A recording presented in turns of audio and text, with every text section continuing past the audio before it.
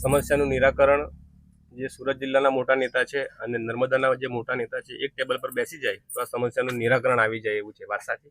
એ વાત સાચી છે, પણ મને નહીં લાગતું કે એ લોકોને એકબીજાના સ્વાર્થમાં બધા ડૂબેલા છે. એમને એવું છે કે આ થઈ જશે તો અમારા માટે શું થશે.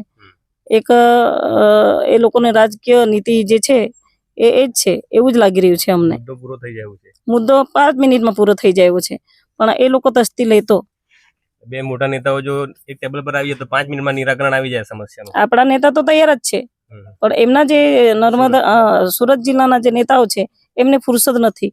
એમને એ અમારી પાસે હમણાં અમે આ બોર્ડર પર બેઠા છે એમના એરિયામાં, એમના તાલુકા. એ પોતે કહે છે કે અમારા એરિયામાં આ લોકો દબાણ કરીને બેઠા છે.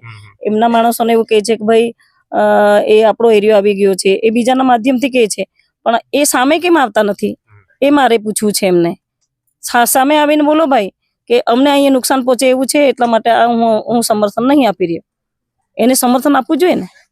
હા, આજ સુધી હમણાં સુધી અહીંયા ઘણા આગેવાનો આવીને ફરી ગયા છે, ઘણા નેતાઓ આવીને ફરી ગયા છે, પણ એ ભાઈને ફુરસદ નથી આવ્યા. કેટલા દિવસ ધરણા પર બેસશો?